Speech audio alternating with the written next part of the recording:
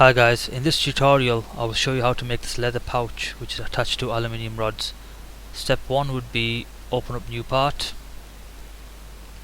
I'll show you a quick method of making this. So you click on the right plane, show the right plane, click onto normal 2.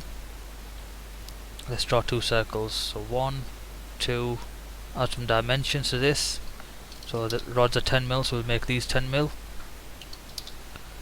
And we can have a dimension for the distance. Let's make this 100.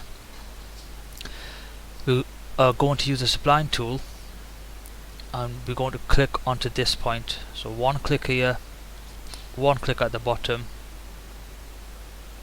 one click at this point. Next step is you click onto this line, keep hold of shift, click onto your circle, and then on the left click on tangent, and you repeat the step for the other side. So you want to add relationships to these points, and you can adjust this to the position or to the shape that you desire, and just keep as it is. The next step would be to use the surfacing tools. So my surfacing tools have been displayed at the top. If yours are not on the software, click on to customize and you can click on surfaces. So if I click on the tick, you'll see that it's appeared. If I click off it, you can see it disappeared. We're going to use the extruded tool. So you click onto your shape. If I click onto my sketch first, click onto extrude. I set the distance, let's make this 320. Click on the tick. The last step would be to add thickness to this material. So if you click onto insert, boss space, thicken, let's make this 1mm.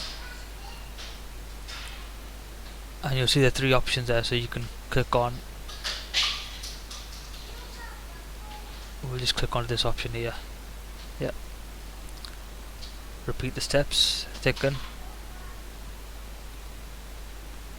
Now as you can see, that has not came out right. So if I re-click onto this, edit, let's try to thicken on the other side.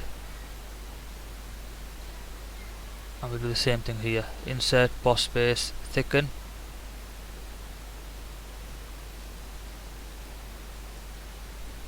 Click on the tick. And there you go guys, that's a very quick tutorial on how to make a leather pouch. Now to add leather material to this, on your SolidWorks option there is no option for leather. So in this situation, just pick any material, click on the part. So once the material has been added, click onto the materials properties, right click, edit appearance, and then you can browse a material. So I've actually saved some materials, and you can see that material has been added. There you go guys, so that's a quick tutorial on how to make a leather pouch using surface modeling. Thanks for watching.